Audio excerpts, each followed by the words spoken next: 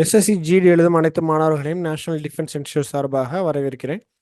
இன்னைக்கு reasoning class number 9 ranking test, அதாவது தரவரிசை பட்டியல். ஓகேவா?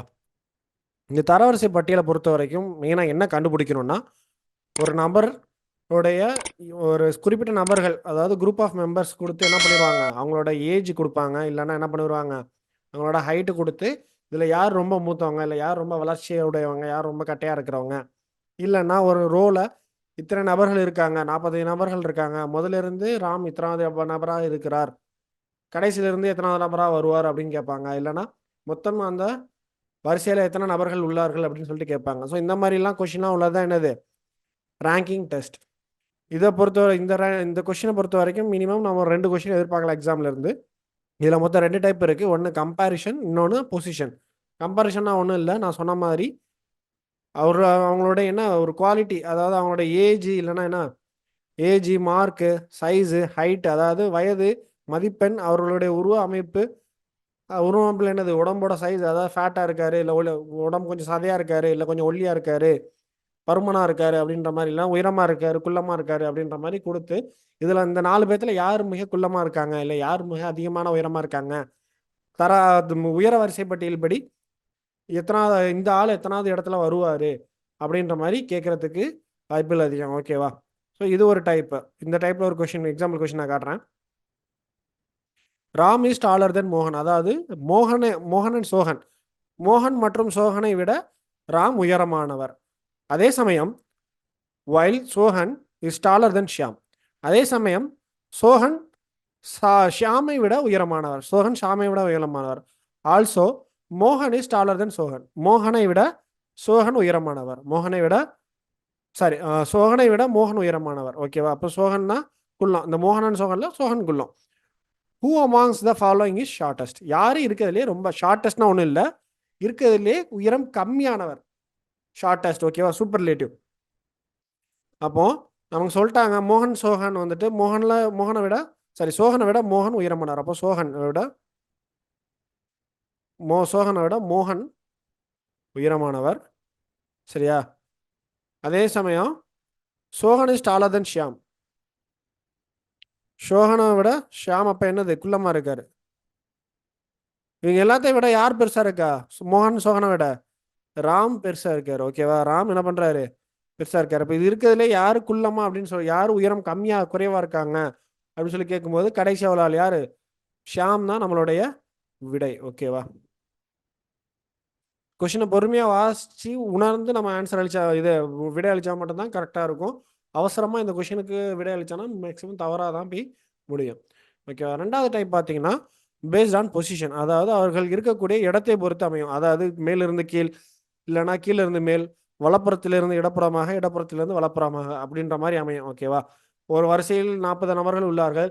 மேலிருந்து கீழே இவர் ராம் வந்துட்டு 10வது ஆளாக இருக்காருன்னா கீழே இருந்து மேலே எத்தனாவது ஆளாக இருப்பார், வடப்புறத்துலேருந்து இடப்புறத்துக்கு 20வது ஆளாக இருக்காங்கன்னா இடப்புறத்துலேருந்து வலப்புறம் எத்தனாவது ஆளாக இருப்பார் அப்படின்ற மாதிரி கேட்பாங்க.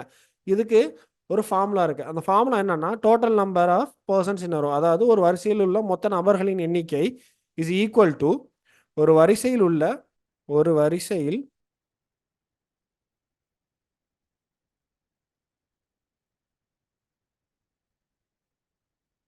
மொத்த நபர்களின்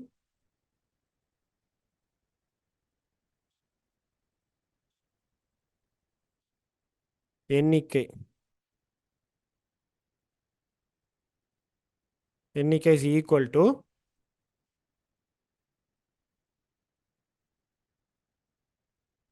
வலப்புற தரவரிசை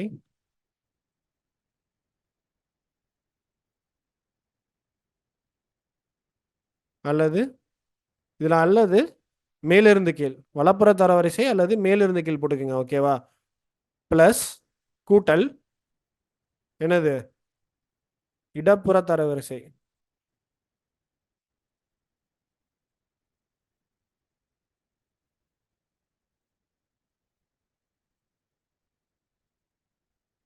ரெண்டத்தையும் ஆட் பண்ணி மைனஸ்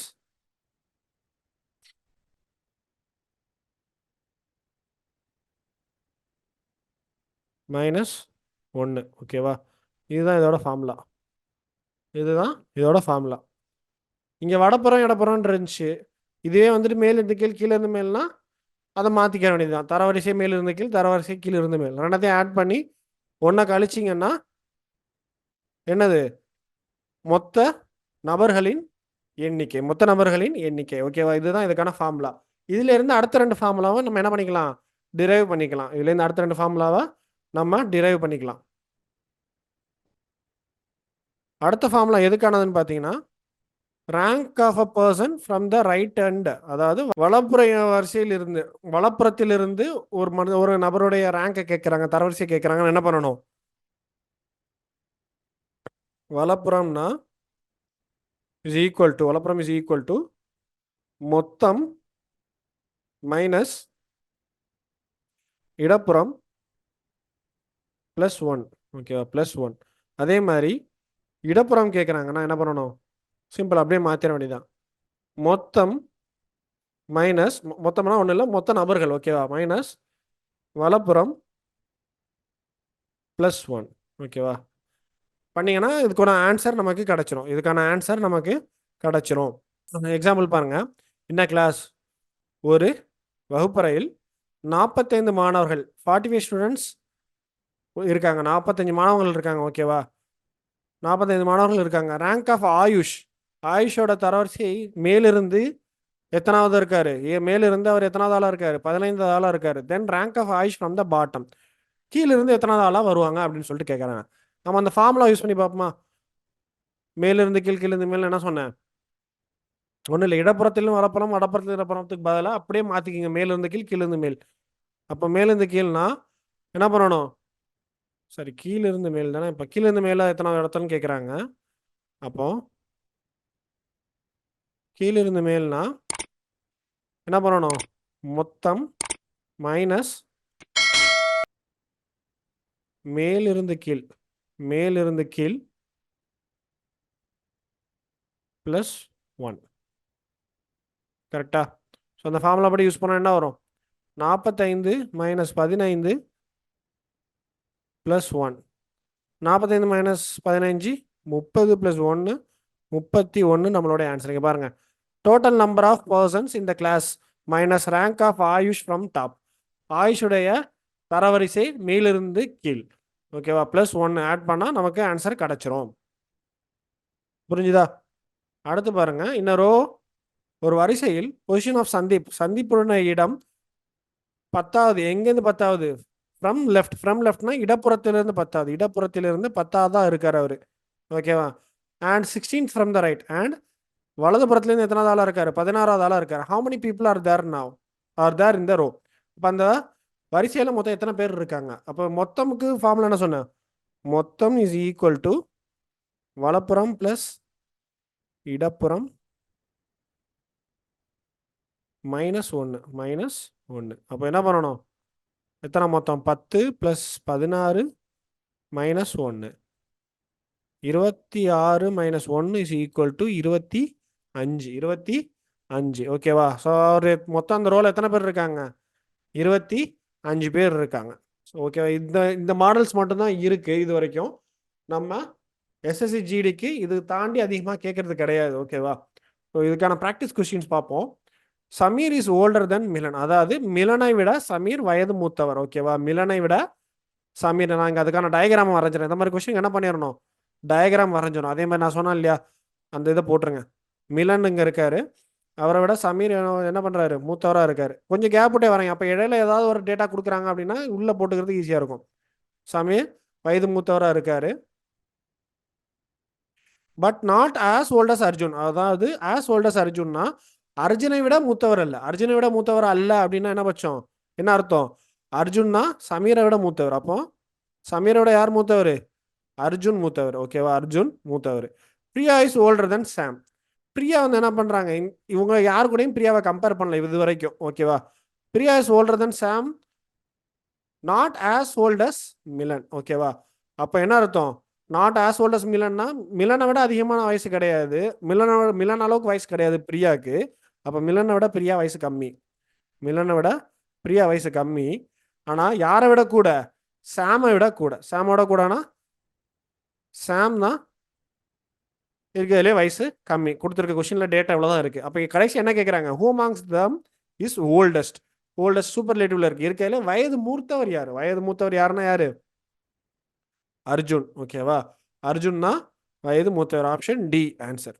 அதே மாதிரி 5 girls took part in a race. 5 girls took part in a race. Sonam finished before Neha. 5 பேர் ஓடுறாங்க. அதில் சோனம் வந்துட்டு நேஹாக்கு முன்னாடியே முடிச்சிடுறாங்க. ஓகேவா? அப்போ இதுதான் ஃபினிஷிங் லைன்னு வச்சுக்கோங்களேன். அப்போ முன்னாடியே முடிக்கணும்னா யார் முன்னாடி போயிட்டு இருக்காங்க? சோனம்க்கு முன்னாடி, சாரி, நேஹாக்கு முன்னாடி சோனம் போயிட்டு இருக்காங்க. அப்போ நேஹா பின்னாடி தான் வந்துட்டு இருப்பாங்க. நேஹா பின்னாடி வந்துட்டு இருப்பாங்க. கரெக்டா? But before, but after Pooja. ஓகேவா? அப்போ இவங்க எல்லாத்துக்கு முன்னாடி யார் முடிச்சிருக்கா? பூஜா முடிச்சிருக்கா. அப்போ பூஜா கொஞ்சம் முன்னாடி போயிட்டு இருக்காங்க. சரியா? ஷிவானி ஃபினிஷ்ட் பிஃபோர் அஞ்சு பட் ஆஃப்டர் நேஹா. ஓகேவா? ஷிவானி நேஹாக்கு அப்புறம் தான் முடிச்சிருக்காங்க. ஷிவானி யாருக்கு அப்புறம் தான் முடிச்சிருக்காங்க? நேஹாக்கு அப்புறம் தான் முடிச்சிருக்காங்க. ஷிவானி நேஹாக்கு அப்புறம் தான் முடிச்சிருக்காங்க. ஆனால் யாருக்கு முன்னாடி முடிச்சிருக்காங்க? பிஃபோர் அஞ்சு. ஓகேவா? பிஃபோர் அஞ்சு. பிஃபோர் அஞ்சு. Who own the race? அப்போ யாரு ஜெயிச்சிருக்கா? இந்த ரேஸை ஜெயிச்சது யாரு? ஸோ இவங்களோட நிலவரம், அதாவது கலா நிலவரம் இங்கே இருக்கு. யார் முன்னாடி போயிட்டு இருக்கா, யார் பின்னாடி வந்துட்டு இருக்கா அப்படின்னு சொல்லிட்டு, யார் லீட்ல இருக்கா, யார் லீட்ல இருக்கா தெளிவாக தெரியுதா? யார் லீட்ல இருக்கான்னு? யாரு? பூஜா தான் லீட்ல இருக்காங்க. அப்போ வின் பண்றது யார்? வின் பண்ண போறது யாரு? பூஜா தான். பூஜா தான் ரேஸை ஜெயிக்க போறது. ஜெயிச்சது யாரு? அப்போ பூஜா தான். அடுத்த கொஸ்டின் பாருங்க. இஃப் அனிதா இஸ் டாலர் தென் சுர்ஜித். ஓகேவா? அனிதா சுர்ஜித்தை விட டாலரா இருக்காங்க. இருங்க, ஒழுங்கு வரைஞ்சிக்கிறேன். அனிதா சுர்ஜித் 2 பேர் இருக்காங்க. சுர்ஜித் விட அனிதா டாலர். ஓகேவா? சுர்ஜித்தை விட அனிதா டாலா இருக்காங்க. பட் ஷார்ட்டர் தென் குசும். ஓகேவா? குசுமை விட ஷார்ட்டரா இருக்காங்க. அப்போ குசும் இவங்க 2 பேர்த்த விட என்னது? ஒசரம் அதிகம், உயரம் அதிகம். ஓகேவா? And Surjit is just as tall as Kalpana. Kalpana அளவுக்கு யார் டாலா இருக்காங்க? சுர்ஜித் டாலரா இருக்காங்க. ஓகேவா? ஆஸ் டால் அஸ் கல்பனானா ஈக்குவலா இருக்காங்க. Surjit is as tall as கல்பனானா கல்பனா அளவுக்கு ஈக்குவலா இருக்காங்க. கல்பனா அளவுக்கு ஈக்குவலான taller. But taller than Vanitha. Vanitha விட டாலரா இருக்காங்க. டாலர்னா அதிக உயரமா இருக்காங்க. அப்போ வனிதா என்னது? உயரம் கம்மி. தென் கல்பனா இஸ். அப்போ கல்பனா இஸ் அப்படின்னு சொல்லிட்டு, அப்போ கல்பனாவுடைய நிலவரம் என்ன அப்படின்ற, நிலைமை என்ன அப்படின்னு சொல்லிட்டு கேட்குறாங்க. அதுக்கு 4 சென்டென்ஸ் கொடுத்துருக்காங்க. Just as tall as Anitha. Just as tall as அனிதான்னா அனிதாக்கு ஈக்குவலான உயரம் அப்படின்னு கேட்குறாங்க. அனிதாக்கு ஈக்குவலான உயரமா கல்பனா? இல்லை. ஸோ இது தவறான விடை. அடுத்தது டாலர் தேன் குசும். குசும் தான் இருக்கிறதுலே டாலர். அப்போ இதுவும் தவறான விடை. ஷார்ட்டர் தேன் அனிதா. அனிதா விட உயரம் கம்மி. கரெக்டு தானே? அனிதா இங்கே இருக்காங்க. அனிதா விட கல்பனா உயரம் கம்மியாக தானே இருக்காங்க. அப்போ இதுதான் நமக்கான விடை. இதுதான் நமக்கான விடை. அடுத்த கொஸ்டின். இன்ன கியூனா ஒன்றும் இல்லை, லைன் ஆஃப் கேர்ள்ஸ். ஒரு பெண்களின் வரிசையில் Shama is 11th from the starting. வரிசையின் ஆரம்பத்துல இருந்து, இதுதான் கியூன்னு வச்சுக்கிங்களேன். ஷாமா வந்துட்டு என்ன பண்றாங்க? 11th from the starting. இதுதான் வரிசைனா 11th இருக்காங்க. 11வது ஆளா இருக்காங்க. சரியா? From the starting. And 27th from the last. லாஸ்ட்ல இருந்து எத்தனாவது ஆளா இருக்காங்க? 27th இருக்காங்க. How many girls are there in the queue? அப்போ அந்த லைன்ல எத்தனை பெண்கள் இருக்காங்க அப்படின்னு சொல்லிட்டு கேட்குறாங்க. அதுக்கு ஃபார்முலா என்ன சொல்லியிருந்தேன்? மொத்தம் இஸ் ஈக்குவல் டு வலதுபுறம் பிளஸ் இடப்புறம் மைனஸ் 1. அப்போ 27 பிளஸ் 11 மைனஸ் 1 கூட்டினா 38 மைனஸ் 1 இஸ் ஈக்குவல் டு 37. மொத்தம் எத்தனை பேர் இருக்காங்க? 37 பெண்கள் இருக்காங்க. In row of 50 people. அதாவது ஒரு வரிசை 50 மக்கள் உள்ள ஒரு வரிசையில் 50 மக்கள் உள்ள வரிசையில் Sachin is 24th from the right hand. வலப்புறத்திலிருந்து, அதாவது வலப்புற முடிவிலிருந்து எத்தனாவது ஆளா இருக்காங்களாம்? 24th இருக்காரு. யாரு? சச்சின். ஓகேவா? சச்சின் எத்தனாவது ஆளா இருக்காரு? 24th இருக்காரு. And what is the Sachin's position from the left hand? அப்போ லெஃப்ட் எண்ட்ல இருந்து அவரோட பொசிஷன் என்னவா இருக்கும்னு சொல்லிட்டு கேட்குறாங்க. அப்போ இதுக்கு என்ன பண்ணணும்னு சொல்லியிருக்கேன்? மொத்தம் மைனஸ் வலப்புறம் பிளஸ் 1. அப்போ மொத்தம் எத்தனை? 50 மைனஸ் 24 ப்ளஸ் 1. அப்போ எவ்வளோ வரும்? 50 மைனஸ் 24 26, 26 ப்ளஸ் 1 27. 27வது ஆளா இருப்பார். 27வது ஆளா தான் இருப்பார். புரிஞ்சுதா? ஏன் எதனால இந்த 1 ஆட் பண்ணுறோம்? யாராவது யோசிச்சிருக்கீங்களா? நான் சொல்லியிருக்கேன் எதனால இந்த 1 ஆட் பண்ணுறோம் அப்படின்னு பார்த்தீங்கன்னா, இப்போ அந்த 24வது ஆள் யாரு? சச்சின் தான். ஓகேவா? அப்போ இங்கேருந்து எண்ணிட்டு வரும்போது 26 பேர் தான் இருப்பாங்க. சச்சினை தவிர்த்தா 26 பேர் இருப்பாங்க. அப்போ சச்சினோட ரேங்க் கேட்குறாங்க. ஓகேவா? சச்சினுக்கு முன்னாடி உள்ள ஆள் ரேங்க் கேட்டால் 26 மைனஸ் பண்ணாலே போதும். சச்சினுக்கு முன்னாடி உள்ள ரேங்கோட ஆளோட ரேங்க் கேட்டாங்கன்னா அதை மைனஸ் பண்ணாலே போதும், 26. மறுபடியும் சச்சினோட ரேங்கே கேட்குறாங்கன்னா கழிச்சனா 26 பேர் இருப்பாங்க. மறுபடியும் சச்சினை அதில் ஆட் பண்ணனா என்ன ஆகணும்? எக்ஸ்ட்ரா ஒரு ஆளை ஆட் பண்ணணும். அப்போ என்னது? 27வது ஆளாக இருப்பார். ஓகேவா? இப்போ நான் ஒரு சின்ன எக்ஸாம்பிள் சொல்கிறேன். இப்போ 5 பேர் வரிசையில் இருக்காங்க. ஓகேவா? 5 பேர் வரிசையில் இருக்காங்க. இப்போ அதில் ஒருத்தர் ஏன்ற நபர் வந்துட்டு மேலேருந்து கீழே 2வது இடத்துல இருக்கார். ஓகேவா? மேலேருந்து கீழே 2வது இடத்துல இருக்காரு. அப்போ கீழேருந்து மேலே எத்தனை இடத்துல இருப்பார் அப்படின்னு பார்க்கும்போது நம்ம கீழேருந்து என்னென்னு வச்சுக்கிங்களேன், 1 2 3 4 4வது இடத்துல இருப்பார். அப்போ 2 4 கூட்டினா 6 தானே வருது, 5 இல்லை. ஆனால் இருக்கிறது எத்தனை பேர் தான் இருக்கும்? 5 பேர் தானே இருக்கும். கரெக்டாக? ஸோ அதனால தான் என்ன பண்ணுறோம், 6 கூட்டினா 6 வருது இல்லையா? ஸோ என்ன பண்ணுறோம், 2 ப்ளஸ் 4 மைனஸ் 1. அப்போ டோட்டல் நம்பர் கண்டுபிடிக்கிறதுக்கு தானே பண்ணுறோம், இந்த ஃபார்முலா தானே யூஸ் பண்ணுறோம். பண்ணால் என்ன வரும்? 6 minus 1 is equal to 5. Okay, 6 minus 1 is equal to 5. 5 கரெக்டான டோட்டல் வந்துருதா? அதுக்கு தான் இந்த மைனஸ் 1 இல்லை ப்ளஸ் 1 ஆட் பண்ணுறோம். இந்த மாதிரி கணக்குகளில் என்ன பண்ணுறோம், யூஸ் பண்ணுறோம். அடுத்த கேள்வி, இந்த நேம் லிஸ்ட் ஆஃப் 48 ஸ்டூடெண்ட்ஸ். ஓகேவா? 47 மாணவர்கள் கொண்ட ஒரு பேர் பட்டியலில் ரோஹித்தோட ரேங்க், அதாவது ரோஹித்தோட தரவரிசை எத்தனாவது இருக்கு? கீழே இருந்து 41வது இடத்துல இருக்காரு. கீழே இருந்து 41வது இடத்துல இருக்காரு. இதான் தரவரிசைன்னு வச்சுக்கிங்களேன். கீழே இருந்து எத்தனாவது ஆளாக இருக்காரு? 41வது ஆளாக இருக்காரு. Find is rank from the top. மேலேருந்து எத்தனாவது ஆளாக இருப்பார் அப்படின்னு சொல்லிட்டு கேட்குறாங்க. மேலேருந்து எத்தனாவது ஆளாக இருப்பாங்கன்னு சொல்லிட்டு கேட்குறாங்க. அதே ஃபார்முலா தான். என்ன பண்ணணும்? 48 மைனஸ் எவ்வளோ? 41 ப்ளஸ் 1 எவ்வளோ? 48 மைனஸ் 41 எவ்வளோ? 7 ப்ளஸ் 1 இஸ் ஈக்குவல் டு 8வது ஆளாக இருப்பார். ஓகேவா? மேலேருந்து கீழே 8வது ஆள், அதாவது 1 2 3 ரேங்க் கொடுத்தோன்னா அவர் எத்தனாவது ஆளில் இருப்பார்? 8வது ஆளில் இருப்பார். 1 2 3ன்னு ரேங்க் கொடுத்துட்டே போனீங்கன்னா அவர் எத்தனாவது ஆளில் இருப்பார்?